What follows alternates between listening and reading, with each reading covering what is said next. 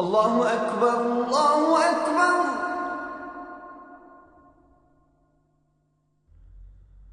الله أكبر الله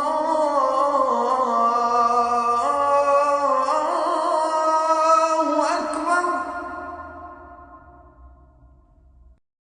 Hello and welcome to another edition of Let the Quran Speak. My name is Sophia, I'm your host. Progressive Muslims have launched a gay-friendly, women-led mosque in America. Among the issues they tackle, gay rights, women's rights, and the consumption of alcohol. What are progressive Muslims, and what are the limits of reform? We'll be looking at that a little bit later in the show. We'll also be taking a look at profanities. Profanities are pretty prevalent in our society, and so we can be forgiven, perhaps, for using them. We hear them on TV, we hear them on the streets, we hear them in school. How can we avoid using profane speech or bad words? The Quran recommends using good words, using good speech, and restraining our tongues.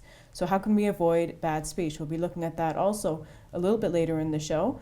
And finally, we'll end with our question and answer period. And with me is Brother Shabir from the Islamic Information Center. Brother Shabir, welcome to Let the Quran Speak. Pleasure to be on. Now, let's deal with profanities first.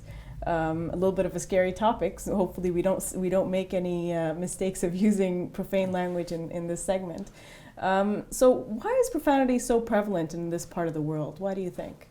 Well, profanities, I think, fill gaps in speech. People use filler words, and profanities is just, the use of profanities does basically the same thing. Mm-hmm. Do you think profanities are more common in the West, or like in countries like North America as compared to, let's say, Saudi Arabia or Morocco or other countries like this? I haven't studied the issue from this angle, but I would expect that in more conservative societies, the use of profanities will be less. In more liberal societies, obviously anything goes, and anyone is free to do whatever they dream up, so long as they do not harm others.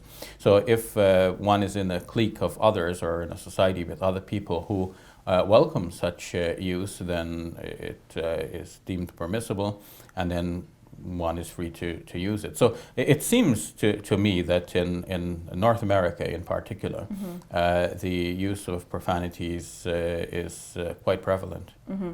Do you think profanities have any good purpose? I mean, some people say that profanities intensify emotion, or perhaps are used to express emotions. Do you think that's the case? Is there any benefit, I guess, to profanities? No, I don't believe so. Of course, we know that if people are angry, they do swear. But that's not the only way of expressing anger. In fact, using profane words is just a substitute for good language. If we had good words with which to express our emotions, then in fact those words would express our emotions more precisely and perhaps more intensely. If you use a profane word just to show how angry you are, well, it just shows that you're angry, but it doesn't show how angry or in what way you are angry. And there are good English words, as there are in any other language, words which express precisely and can express intensely the degree of your anger. What's so wrong with swearing? What's the issue there? Well, on the whole, when our minds and actions are related, our actions do affect our minds, and our minds affect our actions. Speech is one such action. The Hindus or some Hindus have a policy of drawing 3 lines on their foreheads, indicating that it's mind, speech, and action that need to be controlled or harnessed in the right way. So what we think we speak, and what we speak of affects our minds. So if we want to have good thoughts and channel our minds in the right direction, then we have to speak in that way. In fact, if you just simply say, "I'm happy," just saying those words make you just very slight degree happier than you were before you said those words. So uttering profanities does have an effect on the human mind. Mm-hmm. What does the Quran say about using good speech? I mean, the Quran seems to emphasize that a lot. Yes, the Quran speaks about that a lot. In fact, the kalima of Islam, the creed of the Islamic faith, which says there is no God but God, La ilaha illallah, this is referred to in Islam as the kalimatun tayyiba, a good word. Mm-hmm. And the Quran speaks of uttering a good word, which often is taken to be this very declaration of the Muslim faith, but it can be more general than this. The Quran says that to God ascends the good word. And another verse says that a good word is like a tree that has firm roots in the earth and its branches reach up into the sky. The uttering of a good word can have good effects on the person who utters it. It can have, if it's a compliment or a word of praise or thanks, it can have a good effect on the mind of the listener. And on the whole, words can actually move people to tears, or they can, perhaps in a good way, of course, words can be hurtful as well. I didn't mean it in that sense. But a good word can in fact heighten people's emotions, move people to tears. It can bring joy to individuals. It can bring back memories. It can stimulate the imagination. So for all of these reasons, the Quran praises the use of good speech, and as a corollary of that, it blames or censures the use of foul speech, which is referred to often in the Quran as laghu, or something that has no purpose, but it can have detrimental effects. Mm-hmm. Now, how do we avoid falling into the trap of swearing? I mean, it's so common around us. If we just watch a movie, for example, we will hear swear words. So how do we avoid doing that? And I guess if we have children as well, how do we cultivate in them good speech?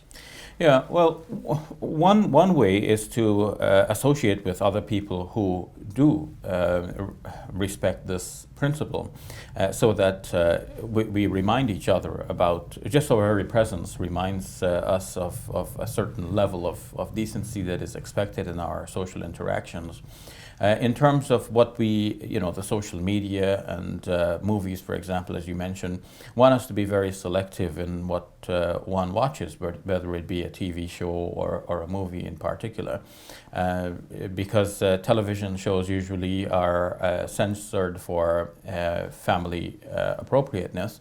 We might find less of that happening on television, but in movies in particular, you will find that the use of swear words are very common. And it is to the extent that one expects that in a movie, let's say with police officers, that the police officers themselves will swear. And this shows that the degree of decadence is reached so far that people of authority and people in respectful positions are just seen as using these words as though they're parts of the everyday speech in the English language. Mm-hmm. So are we an anomaly then? Are we promoting something that's not realistic, or is it idealistic, our vision about good words and good speech? I don't think it's idealistic, and I don't think it's an anomaly. I believe that this is a good ideal, and it is something that people can achieve. It's not pie in the sky. It's just a return to our decent origins. If we think about Christian upbringing, that was very central to many of the Western countries. Many of the principles have now been lost, and it is not too much to ask for a return to some of these principles. I know many people have turned away from religion because they find that the dogmas are incompatible with modern thought, or whatever their reasons for rejecting religion, but that doesn't mean that some of the basic levels of human decency should be thrown out along with that. All right, thank you for that, Brother Shabir. You're welcome. We'll take a break. When we return, Progressive Islam.